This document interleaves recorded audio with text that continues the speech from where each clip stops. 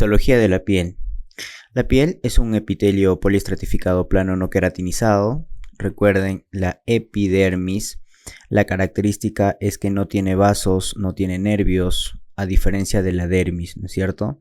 ¿Y por qué se va a nutrir? Desde la dermis se nutre. Esta epidermis va a tener varios estratos. Tenemos el estrato córneo, tenemos el estrato lúcido. El estrato lúcido solamente lo vamos a encontrar en las palmas y en las plantas, el granuloso, el espinoso y el estrato basal, ¿ok? De afuera hacia adentro. En el estrato córneo, que vamos a observar, los queratinocitos muertos, son queratinocitos sin núcleo. ¿Ok? Queratinocitos sin núcleo. Pues hay una patología en la que hay una hiperparaqueratosis, donde encontramos núcleos a nivel de estos queratinocitos, ¿no es cierto? Y eso encontramos en la psoriasis, por ejemplo. El estrato lúcido lo vamos a encontrar en la piel gruesa, como en las palmas y en las plantas. En el estrato granuloso encontramos los queratinocitos con gránulos de queratohialina, y acá también vamos a encontrar los cuerpos de Otland en el estrato granuloso. En el estrato espinoso es la unión por desmosomas, ¿ok? Y aquí encontramos las células de Langerhans. Estas células de Langerhans, recuerden que son los fagocitos de la piel, son los que se encargan de fagocitar. Además vamos a encontrar aquí en el citoplasma los gránulos de Birbeck, o también denominado enraqueta, ¿no? Y en el estrato basal encontramos los queratinocitos madre y los melanocitos, ¿ok? Que se van a encargar de la coloración de la piel. Y además vamos a encontrar acá las células de Merkel, ¿no? Que son receptores táctiles.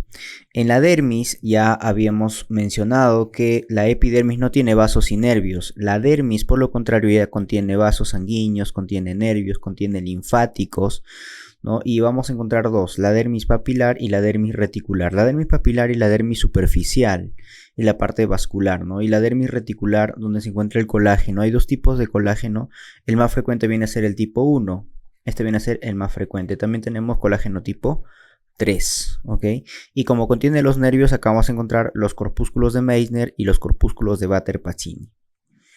A nivel de la hipodermis encontramos el tejido celular subcutáneo a este nivel, ¿no? El tejido celular subcutáneo. Este tejido celular subcutáneo, como vemos, está formado por adipocitos y está separado por septos conjuntivos, ¿ok? Que le va a permitir el paso de vasos sanguíneos, etc. Y los anexos está formado ya por el folículo piloso, glándula sebácea y por las glándulas sudoríparas en general.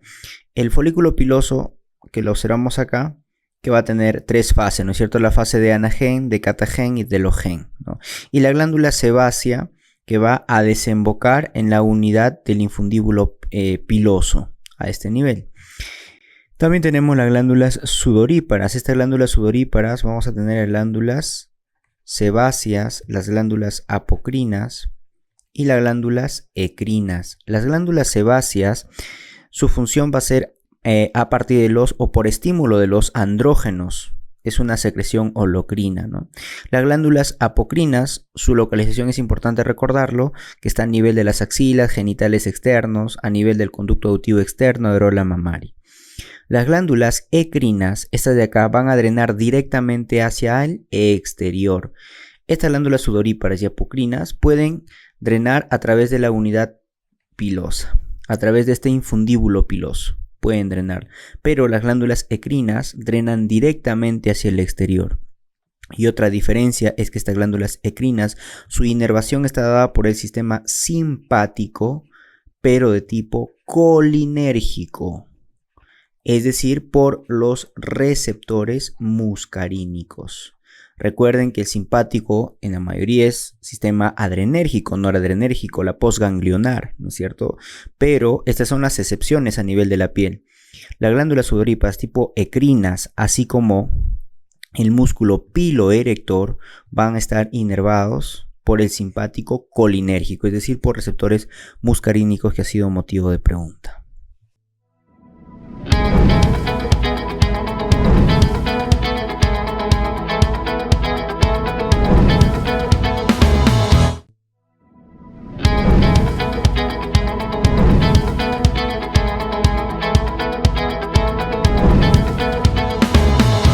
Las lesiones de la piel pueden ser lesiones primarias o lesiones secundarias. Las lesiones primarias tenemos las lesiones planas, que puede ser mácula menos de 1 centímetro y la mancha mayor de 1 centímetro. Estas suelen ser cambios de coloración de la piel, ya sea por cambios vasculares o ya sea por cambios pigmentarios. Por ejemplo, las discromías, ¿no? De causas vasculares, por ejemplo, ¿quién tenemos? La llamada la púrpura palpable, por ejemplo, en la enfermedad de Schonell-Henoch, ¿okay? Que el paciente viene con dolor abdominal, con púrpura palpable en miembros inferiores y por ahí que viene con problema renal, ¿no? Esa es una vasculitis leucocitoclástica. También tenemos, por ejemplo, otra vasculitis, la vasculitis crioglobulinémica, que está asociada a virus de la hepatitis C, que también es un tipo de estas manchas vasculares, ¿no?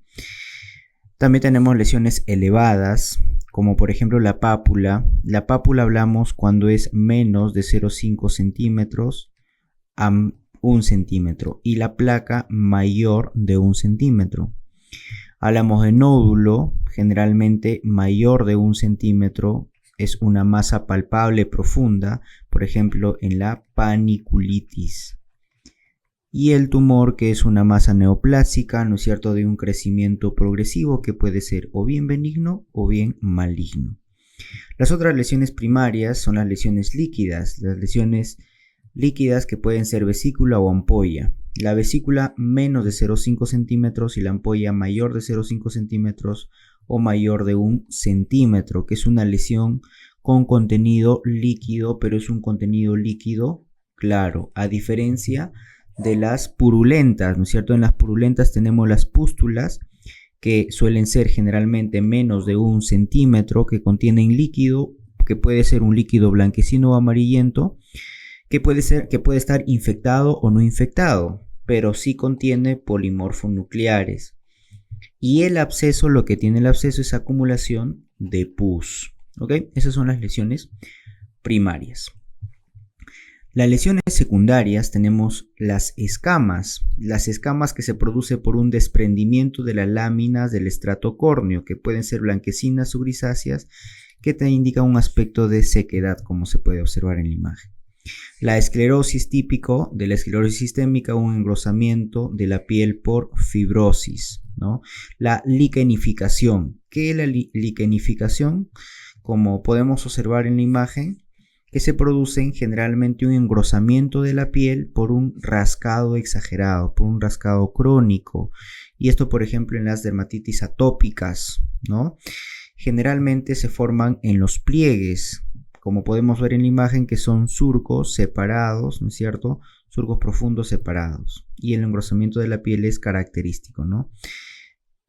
Además, vemos la escara. La escara viene a ser una placa de tejido necrótico, por ejemplo, en las úlceras por presión, ¿no?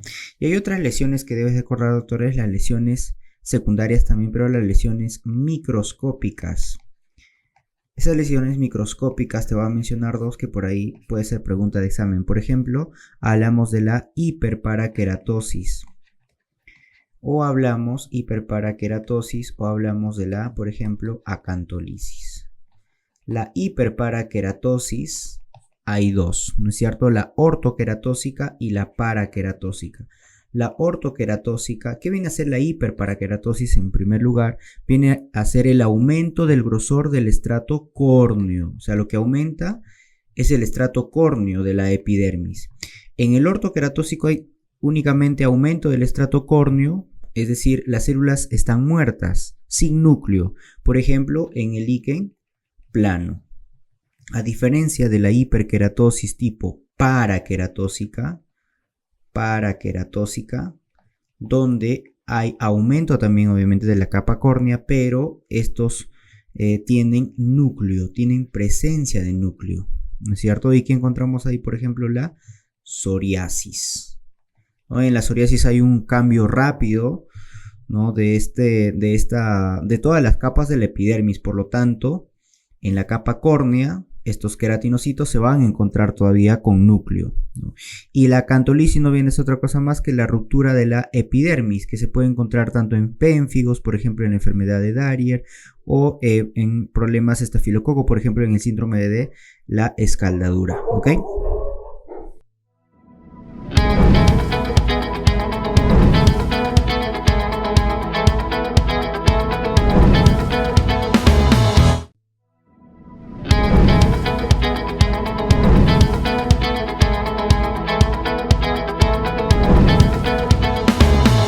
El acné y la rosácea son enfermedades inflamatorias de la unidad pilosebácea.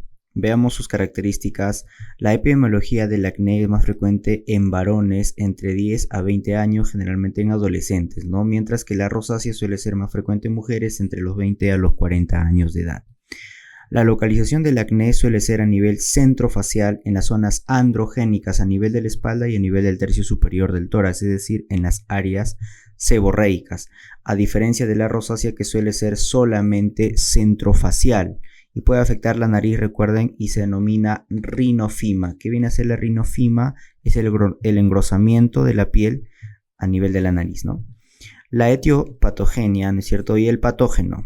¿Cuál viene a ser la etiología del acné? Lo más importante es por una alteración a nivel de la secreción sebácea, es decir, hay un aumento de esta por un estímulo androgénico, ¿ok? Que es la clave de la patogenia del acné. También puede ser por una obstrucción del folículo pilosebáceo o puede ser por una infección, ¿no es cierto? Que es el Cutibacterium acnes.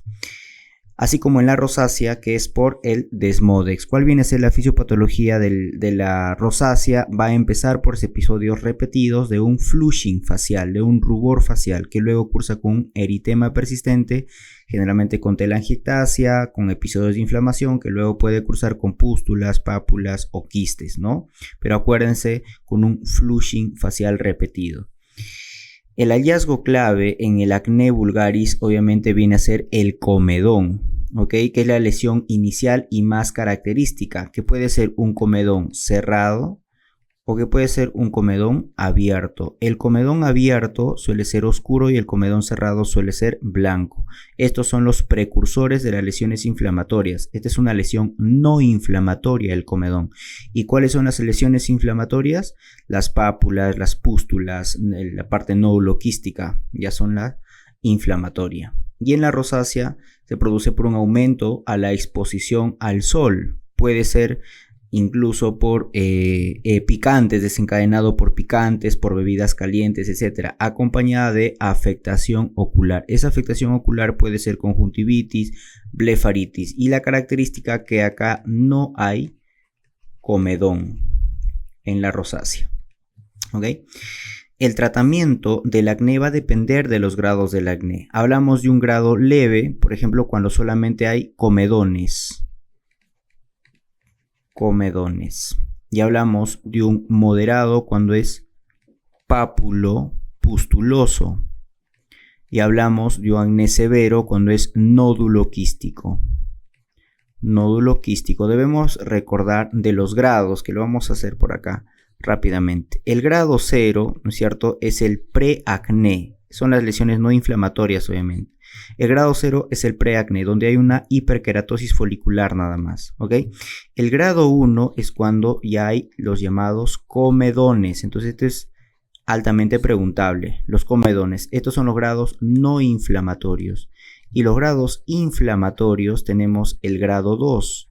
Este grado 2 es pápulo pustuloso, ¿ok? Es decir, es inflamatorio superficial. Acuérdate, el grado 2 es superficial y el grado 3 es inflamatorio profundo, es decir, ya son pústulas profundas, ¿ok? Y puede haber algún nódulo, ya. Y en el grado 4 es donde ya encontramos quistes. El nódulo quístico lo encontramos en el grado 4. ¿Ok? O también el llamado acné conglobata, podemos ubicarlo en el grado 4. Entonces, el tratamiento leve va a ser con retinoide tópico, el tratamiento moderado va a ser con retinoide tópico más antibiótico, dentro de ellos tenemos la tetraciclina, y el severo tenemos los retinoides sistémicos, ¿ok? Y en el acné rosácea, lo que vamos a hacer es evitar los desencadenantes, evitar el sol, evitar los picantes, evitar las bebidas calientes, etc. Su manejo con metronidazol por vía oral, pápulo pustuloso. También podemos dar tetraciclinas por vía oral o por vía tópico, ¿no es cierto? Y en formas severas o graves podemos dar retinoides si es que no remite con los anteriores fármacos, ¿no? Y recuerda que está contraindicado los corticoides tópicos, ¿ok? Bien.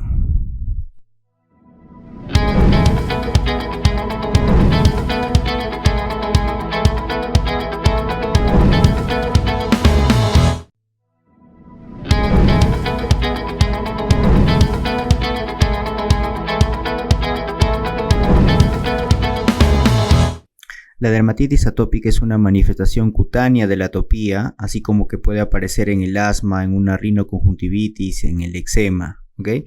Que puede estar desencadenado de repente por los alimentos, que puede estar desencadenado por el estrés, que puede estar desencadenado por infecciones, ¿no?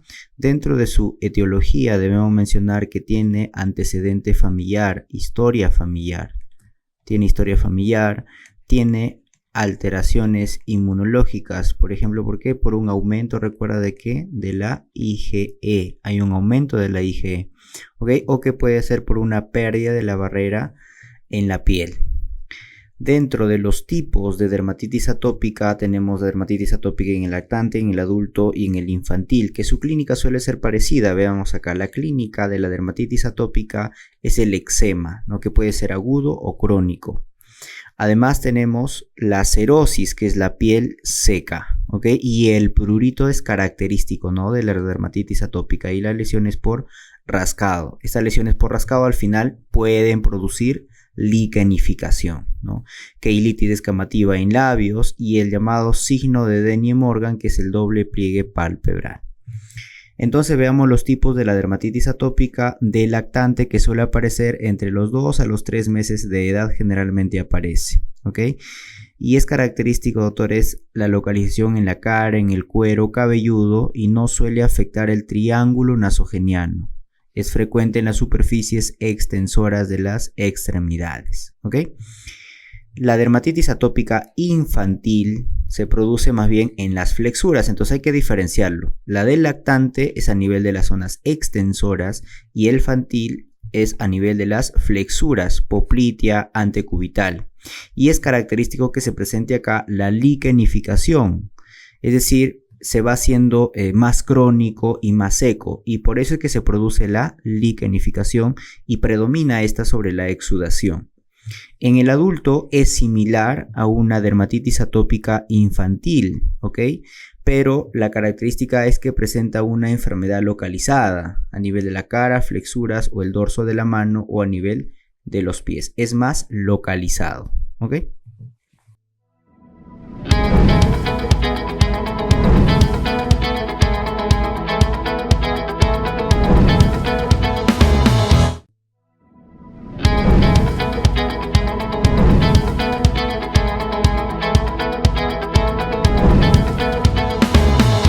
La escabiosis, doctores, es una de las más preguntadas en los exámenes de NAM residentado.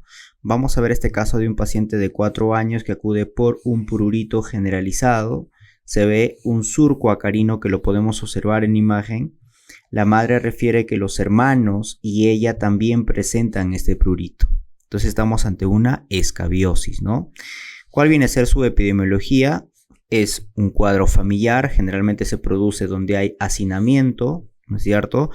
También vamos a encontrar, por lo tanto, en las guarderías, en las prisiones. La etiología, ¿ok? Va a ser el Sarcoptes scabies, la etiología que se produce por un contacto directo con un paciente infectado.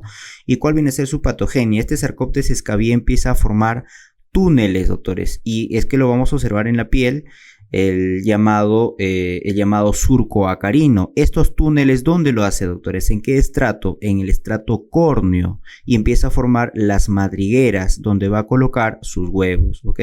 Por lo tanto, también va a estar mediado por antígenos que van a provocar estos mismos agentes, ¿no es cierto? Estos mismos parásitos, y te va a dar, doctores, una respuesta inmunológica, una hipersensibilidad por tipo 4. ¿Ok? Entonces, ¿cuál viene a ser la historia clínica? Este Sarcoptes que habíamos mencionado que va a colocar huevos y estos surcos sacarinos generalmente lo va a hacer por la noche. Por lo tanto, el prurito va a ser a predominio nocturno. Y las lesiones específicas va a ser el surco acarino, también va a ser las vesículas perladas, son las lesiones específicas, pero más importante el surco acarino. Generalmente no suele afectar la cabeza y el cuello, salvo en los niños. Además, en los niños, ¿qué suele ser lo característico que te afecta? Las palmas y las plantas. Te afectan los niños, palmas y plantas. ¿Ok? ¿Qué otras zonas de predilección encontramos por esta escabiosis? Las muñecas, por ejemplo, ¿no es cierto? En las zonas de flexura, los pliegues, la región mamaria, las áreas intertriginosas, el pliegue axilar, los glúteos, etc. ¿Ok? Además, lo que vamos a encontrar, aparte del surco acarino, aparte de las vesículas perladas, vamos a encontrar las pápulas eritematosas, lesiones eczematosas también, ¿no? Y hay tipos, recuerden, de esta escabiosis, la llamada sarna noruega, que por ahí te pueden preguntar. La sarna noruega está asociada, autores, a pacientes inmunosuprimidos, a pacientes, por ejemplo, que tienen VIH. ¿Ok? Y se producen lesiones eczematosas hiperqueratósicas que son muy generalizadas y muy contagiosas, ¿no? Por eso que también se le denomina la sarna costrosa a esta sarna noruega. También tenemos la sarna nodular, que su mismo nombre dice que son nódulos pruriginosos, ¿no? Que pueden ser rojizos, marrones, que se suelen ubicar a nivel de las axilas, a nivel de las ingles o de los genitales, ¿no? El tratamiento de la escabiosis, que ha sido también de los más preguntados, viene a ser con permetrina tópica al 1% o lo podemos dar ivermectina por vía oral, ¿ok? Entonces, lo más importante, doctores, no debes olvidar de la escabiosis, es el prurito y que está asociado al hacinamiento y es un prurito nocturno. Su tratamiento, permetrina tópica. No te olvides de su lesión característica, el surco acarino.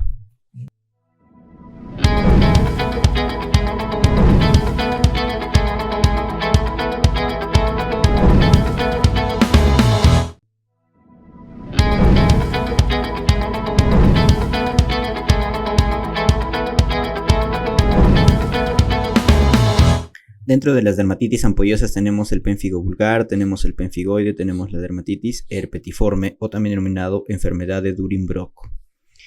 Veamos su fisiopatología. El pénfigo vulgar, tanto como el pénfigoide, es ocasionado por autoanticuerpos.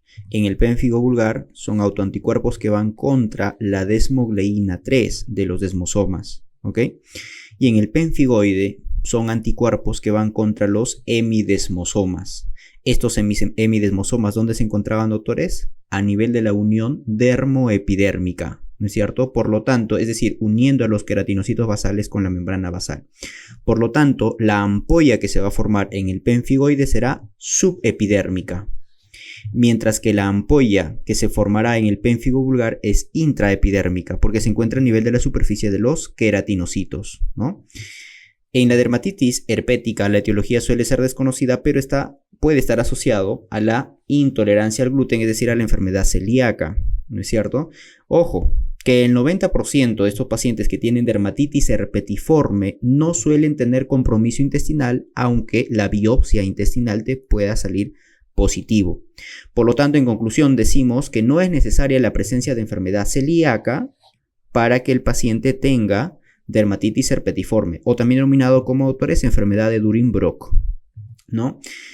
La epidemiología vamos a encontrar en el pénfigo vulgar en una edad entre los 40 a los 50 años. Suele ser la más frecuente y también, doctores, la más grave.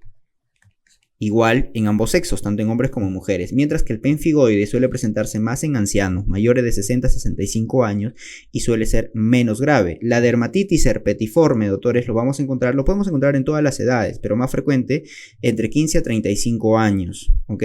Y es más frecuente en varones. En la clínica, en el pénfigo vulgar, el Nikolsky es positivo y también debes recordar que la acantolisis también se va a presentar, acantolisis también se va a presentar en el pénfigo vulgar. Y eso es lo que lo va a diferenciar del pénfigoide, que en el pénfigoide vamos a encontrar un Nikolsky negativo porque ya son un poco más profundas las ampollas, si te das cuenta, es a nivel subepidérmico. Por lo tanto tenemos un Nikolsky positivo y también no hay acantolisis. ¿Ok? No hay acantolisis. En el pénfigo vulgar hay afectación de mucosas. De manera inicial, las mucosas bucales, por ejemplo, muy dolorosas, ¿no? En el pénfigoide también puede haber afectación de mucosas, sí, pero en menor proporción. Mayor afectación de mucosas en el pénfigo vulgar, ¿ok? Además, ¿qué vamos a encontrar en el pénfigo vulgar, doctores? Acá vemos estas lesiones ampollares de contenido claro, ¿no es cierto? Que suelen ser flácidas porque se encuentran a nivel de la intraepidermis, Nikolsky positivo, acantolisis, ¿no es cierto? Y no generan prurito. Eso también va a ser lo que lo va a diferenciar del pénfigoide, porque en el pénfigoide son ampollas tensas, ¿no es cierto? Ya más duras, ¿no? Subepidérmicas, que te van a presentar prurito. ¿Y cuál va a ser el contenido? Ya no va a ser un contenido claro, sino va a ser un contenido cero hemorrágico. Y otro dato importante, que este pénfigoide se va a presentar esas lesiones sobre piel de aspecto urticarial, a diferencia del pénfigo vulgar, que es sobre piel sana generalmente. En el pénfigoide, Nikolsky negativo, no hay acantolisis, ¿no? Eso es lo que lo va a diferenciar. En la dermatitis herpetiforme vamos a encontrar ampollas y vesículas con prurito en zonas extensoras. Esto viene a ser ampollas, ¿no es cierto? Y vesículas subepidérmicas también, que suelen estar agrupadas, doctores. Y esta agrupación es que lo da un aspecto herpetiforme, ¿ok? En zonas extensoras como codos, rodillas, por ejemplo, aunque también podemos encontrar en glúteos, hombros, cuero cabelludos. Y otro dato importante, habíamos mencionado que en el pénfigo vulgar y en el pénfigoide hay afectación de mucosas. En el pénfigoide hay poco, pero las hay. En la dermatitis herpetiforme no hay afectación de mucosas, ¿ok? No hay afectación de mucosas. Bien. En el diagnóstico, para el diagnóstico, doctores, ¿qué hacemos? Biopsia de piel, ¿no es cierto? Para estudio histológico y para inmunofluorescencia directa. En la inmunofluorescencia directa, en el pénfigo vulgar, lo que vamos a encontrar son depósitos intraepidérmicos de IgG, ¿ok? Intercelular, ¿ok? A diferencia del pénfigoide, que encontramos depósitos lineales, ¿no es cierto?, de IgG y de C3 también, pero subepidérmicas, a nivel de la membrana basal. Depósitos lineales a nivel de la membrana basal o a nivel de la unión dermoepidérmica, ¿ok? También podemos utilizar inmunofluorescencia indirecta en el pénfigo vulgar. La inmunofluorescencia indirecta, que es con ELISA, ¿no es cierto?, que vamos a ver anticuerpos en el suero. Y esto es útil en el pénfigo vulgar para seguir el tratamiento. No te sirve en el pénfigoide. En la dermatitis herpetiforme son depósitos, pero son depósitos granulares de IgA en toda la piel, generalmente en piel sana, en la inmunofluorescencia directa, ¿cierto? Pero son depósitos granulares. En el pénfigoide habíamos visto que son depósitos lineales. Son depósitos lineales, ¿ok? Además, lo que vamos a encontrar a nivel de la inmunofluorescencia indirecta en la dermatitis herpetiforme son los anticuerpos. ¿Qué anticuerpos? Los anticuerpos que van a estar dentro de la fisiopatología, los anticuerpos antitransglutaminasa. Los anticuerpos antitransglutaminasa te sirve para el diagnóstico por medio de inmunofluorescencia indirecta, aunque también podemos encontrar anticuerpos antiendomicio, antigliadina, ¿no? Entonces, en el tratamiento, en el pénfigo vulgar va a ser con corticoides. ¿Qué vamos a dar? Prednisona. Prednisona a dosis alta, generalmente de 1 a 2 miligramos por kilogramo día en brotes, ¿ok? Y que luego lo podemos bajar, disminuir la dosis, ¿no? En el pénfigoide, también con corticoides a una dosis menor de 0,75 a 1 miligramo kilogramo día. Estos suelen ser de mejor pronóstico, habíamos mencionado que son menos graves a diferencia del pénfigo vulgar, que son los más graves. ¿Okay? Estos de acá suelen ser menos graves. Y otro dato importante, que el estado general del paciente suele estar ok, a diferencia del pénfigo vulgar. En la dermatitis herpetiforme vamos a, como está relacionado a una enfermedad celíaca, entonces tenemos que quitarle el gluten de la dieta y le vamos a dar Dapsona a 50 a 200 miligramos día, ¿no? Entonces, en resumen, doctores, debe recordar, en el pénfigo vulgar, la acantolisis y el Nikolsky es positivo. Las lesiones van a ser, doctores, intraepidérmicas a nivel de la sustancia intercelular, de los queratinocitos, ¿no? Que van a afectar a la desmogleína 3 generalmente, por eso que hay afectación de mucosas, ojo. Cuando hay afectación de desmogleína 3, hay afectación de mucosas. Cuando hay afectación de desmogleína 1, hay afectación cutánea, ¿ya? Datito. En el pemfigoide, en cambio, es una enfermedad ampollosa, también autoinmune, ¿no es cierto? Que es más frecuente en qué pacientes? En pacientes ancianos. ¿Y cómo son las ampollas? Las ampollas son subepidérmicas tensas, ¿no es cierto? De contenido cero hemorrágico, cero hemático, a diferencia del contenido del pemfigo vulgar, que era un contenido claro, ¿no? Y el depósito lineal, ojo, de C3 y de IgG en la membrana basal. Y en la dermatitis herpetiforme, debe recordar las ampollas y vesículas agrupadas de aspecto herpetiforme que está o puede estar asociado a la enfermedad celíaca. Por lo tanto, el manejo es cese del gluten, no gluten en la dieta, ¿no? Más Dapsona, obviamente, ¿ok?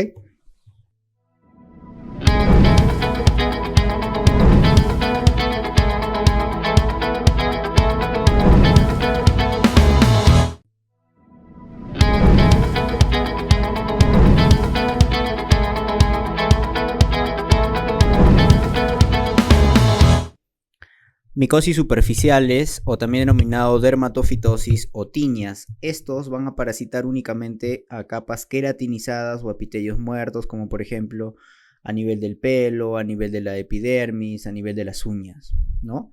Generalmente hay 3 géneros de estos que debemos recordar: el Microsporum, ¿no?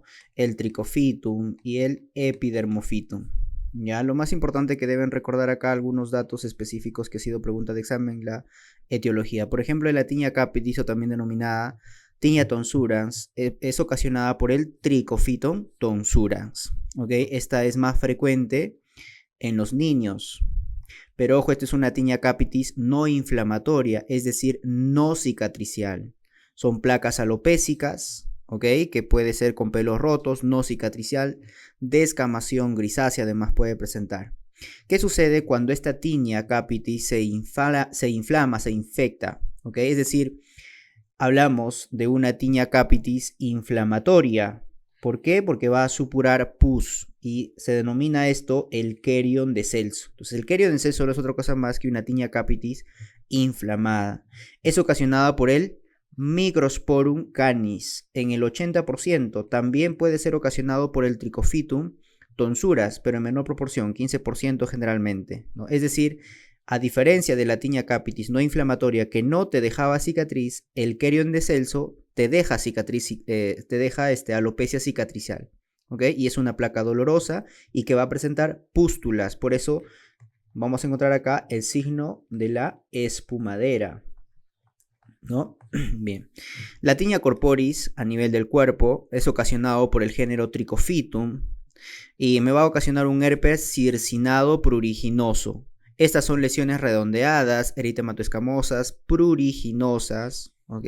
Pruriginosas, que a veces puede tener, doctores, lesiones anulares con tendencia a ¿qué? A vesículas, a formar vesículas. Por eso se denomina herpéticas, porque tienen tendencia a formar vesículas. Esto generalmente se produce 1 a 4 semanas post exposición de incubación, la tiña corporis.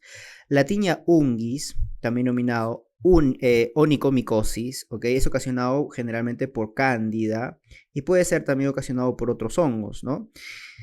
¿Cuál es la característica de la onicomicosis? Es que se va a presentar de distal a proximal. Ese es lo más frecuente, de distal a proximal. ¿Por qué le menciono esto? Es decir, es una hiperkeratosis subungual de distal a proximal.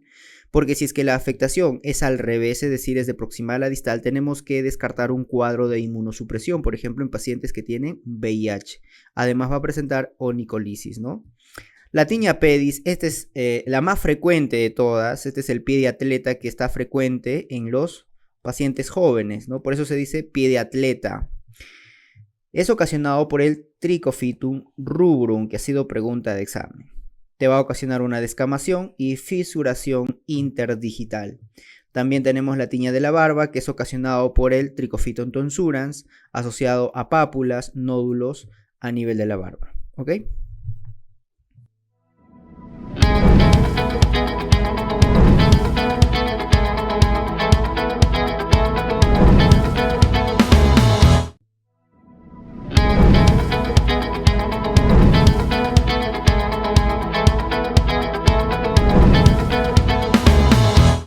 Las toxicodermias es ocasionado generalmente por fármacos y tenemos acá el síndrome de Stevens-Johnson, tenemos la necrosis epidérmica tóxica y tenemos el síndrome de Dres, que es una reacción a fármacos con eosinofilia y síntomas sistémicos. El síndrome de Stevens-Johnson como la necrosis epidérmica tóxica son iguales en la sintomatología, lo que van a diferenciarse es en la afectación, menor proporción el síndrome de Stevens-Johnson y mayor proporción la necrosis epidérmica tóxica. Entonces, ¿cómo va a suceder estos cuadros? El paciente puede estar a una exposición a AINES, antiepilépticos como por ejemplo fenitoína, lamotrigina, antibióticos, la dapsona, las sulfas, pipetazo, por ejemplo, el halopurinol, anhidrasa carbónica. Entonces, estas reacciones se van a producir generalmente en el en el síndrome de Stevens-Johnson de 1 a 3 semanas, generalmente de 1 a 3 semanas post la exposición. ¿Ok?